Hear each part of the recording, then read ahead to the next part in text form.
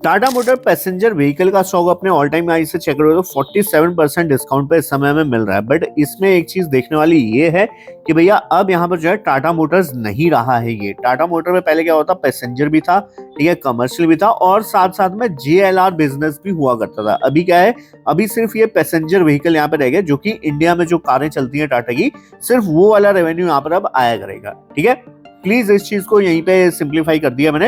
Video को दोस्त like कर देना, चैनल को सब्सक्राइब कर देना। कसम से बता रहा हूं, ऐसा जेन्युइन कंटेंट किसी और चैनल पे आपको देखना को मिलेगा नहीं, ये विजू भाई की गारंटी है। ठीक है, अब यहाँ पे डिस्कस करते हैं चीजों को।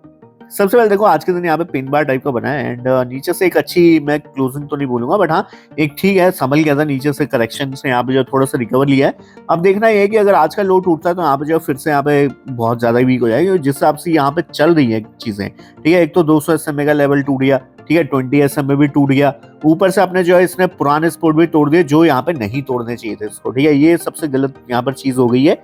एंड अब कहीं ना कहीं संकेत है कि भैया अगर ये लो टूट गया तो फिर ये जा रहा अपने ये वाले जोन को टच करने एक बार। ठीक है, ये जो लेवल आपके बने थे यहाँ पे, ठीक है, अप्रैल मई के बीच में। ठीक है, तो अब चीजें बहुत ही सिंपल रखते हैं, यहाँ पे दो व्यू अपन डिस्कस करेंगे, शॉर्ट टर्म का और साथ साथ एक लॉन्ग टर्म का। ठीक है, तो जो आपको सूट करेगा, जो आपको सही लगेगा, उससे आप डिसीजन ले लेना। स्टार्टिंग में बोल देता हूँ, ये वीडियो कोई भी बाय सेल रिकमेंडेशन नहीं है, प्लीज अपने फाइनेंशियल एडवाइजर से पूछ करना जो भी करना। यहाँ पे एक बात जो भी मैं बोलूंगा सिर्फ आपकी एजुकेशन और लर्निंग पर्पस के लिए होगी। ठीक है, तो देखो डिस्क्लेमर देना जरूरी है, आप सब जानते हैं।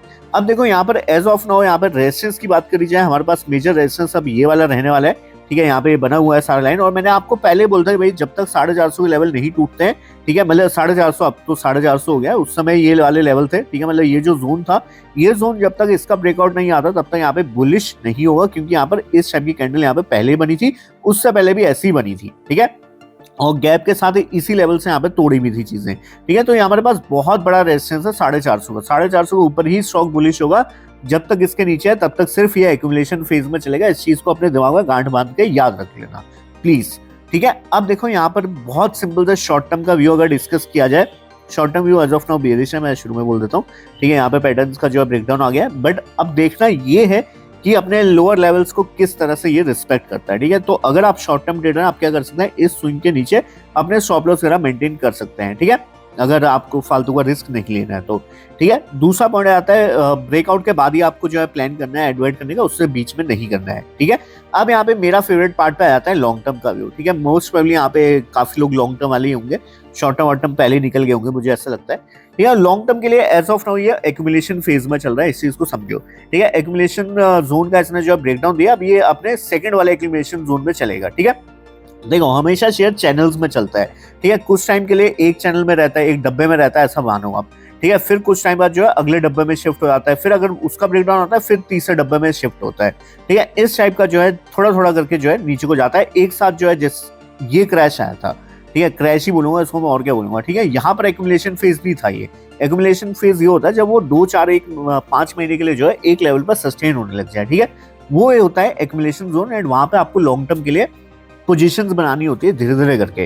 ठीक है, धीरे धीरे करके बोल रहा हूँ, एक साथ नहीं। ठीक है, मैं यहाँ पे थोड़े डिटेल में इस चीज को डिस्कस करता हूँ, बट उससे पहले एक काम कर लो, फटाफट जाओ टेलीग्राम पे सर्च करो विजू स्टॉक माइंड, फ्री में स्टॉक सा मिलता है जहां पे आप लोग बढ़िया पैसे छाप सकते हैं। उस चैनल को ज्वाइन कर लो, लिंक आपको डिस्क्रिप्शन में मिल जाएगा, फिलहाल फ्री है, बाद में पेड हो जाए चल तो दोस्त तभी के भी जाके ज्वाइन कर लो। अब आओ वापस, देखो अब चीजों को समझना है, यहाँ पे थोड़ा सा मैं आपको जो विस्तार में चीजें बताने वाला हूँ। सबसे पहले देखो TMPV हमारा जो है इंडियन जो कार्स हैं टाटा की, ठीक है, वो वाली यहाँ पर जो चीजें चलती हैं। अभी टाटा की एक नई कार आ रही है, आप सब जानते हैं, एस से उसका नाम शुरू होता है। ठीक है, डिकोड का लेना कौन सी कार, वो बहुत एक नंबर कार यहाँ पे निकाल रहे हैं लोग। ठीक है, और टाटा मोटर आज से मैं बोलूंगा 2020 से पहले अच्छी कार्स नहीं बनाता था एस। ठीक है, बहुत ही मतलब बेसिक कार्स थी, इसलिए शायद कंपटीशन नहीं भी कर पाया था टाटा। ठीक है, बट अब टाटा मोटर्स की क्या दिक्कत सॉल्व हुई है कि भैया आने वाले टाइम में जो ये कार्स निकाली हुई है उन्होंने, ठीक है, और आने वाले टाइम में और जो प्लान है वो पूरी इंडियन रोड के लिए जो है परफेक्ट होती चल रही है। और आप मानो ना मानो बट टाटा को एक माना जाता है भैया कि हाँ भैया एक ट्रस्ट की तरह देखा जाता है, और टाटा की कार्स को हमेशा सेफ्टी वाइज पर्पस के लिए बहुत ज्यादा यहाँ पे लिया जाता है फैमिली में। ठीक है, अभी इतना नहीं लिया जाता मैं जानता हूँ, बट धीरे धीरे ये माइंडसेट चेंज हो रहा है। इवन मेरे मतलब कि कुछ दोस्तों को मैं भी जानता हूँ जिन्होंने अभी लेटेस्ट में कार ली है, एंड सब जो है टाटा के साथ जा रहे हैं, आई डोंट नो क्यों।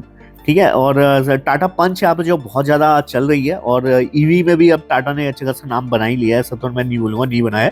ठीक है, तो आने वाले टाइम में स्कोप है टाटा के बिजनेस का। ठीक है, एंड इंडियन फैमिलीज में आप जानते हैं भैया जैसे जैसे यहाँ पर रुतबा बढ़ रहा है लोगों का, है ना, लोगों का रुझान यहाँ पे गाड़ियों की तरफ ज्यादा बन रहा है, ठीक है। तो आने वाले टाइम में मुझे ऐसा लगता है कि कार्स की सेल्स अभी यहाँ पे थोड़े टाइम के लिए शायद ना पीक करें, बट धीरे धीरे करके जो है आने वाले 5 ईयर 10 ईयर्स में एक अच्छा यहाँ पे जो है जोन बन जाएगा। और जिस हिसाब से यहाँ पे हाईवेज वगैरह बन रहे हैं, ठीक है, मैं ये नहीं बोलूंगा कि यार बहुत अच्छे बन रहे हैं, बट जैसे भी है बन तो रही हैं, ठीक है। और जैसे जैसे ये रूट बन रहे हैं वैसे वैसे भैया गाड़ियां और ज्यादा बिक ही रही हैं, सीधी बात है, ठीक है। तो और ये वाला रूल भी आई गया है 15 साल वाला, ठीक है। तो अब यहाँ पे बहुत लोग की गाड़ियां अभी एक्सपायर होना चालू हो गई हैं, आने वाले टाइम में और बहुत ज्यादा होंगी, तो उनको स्क्रैप में भेज के जो है नई कार तो फिर भी लेने पड़ेगी। और नई कार मैं ऐसा नहीं बोल रहा हूँ टाटा की ही लेंगे, बट मैं आपको एज अ ग्राउंड रियलिटी दे रहा हूँ 4 व्हीलर की क्या ग्राउंड रियलिटी है इस समय, ठीक है।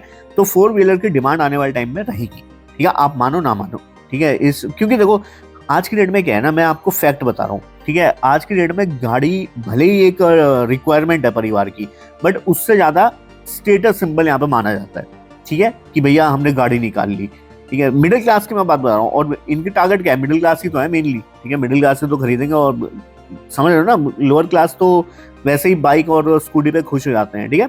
मिडिल क्लास की इनका मेन टारगेट रहता है। तो बिजनेस वाइज अगर आप देखोगे यहाँ पे डिमांड है, एंड लॉन्ग टर्म में डिमांड सस्टेन कर सकती है, ठीक है। तो अब यहाँ पर उस हिसाब से उस बेसिस पे जो मैंने बातें करी, उस बेसिस पे मैं क्या कर रहा हूँ मैं वो बता रहा हूँ। मैंने इसको जो है थोड़ा थोड़ा एक्यूमुलेट करना शुरू कर दिया है, ठीक है।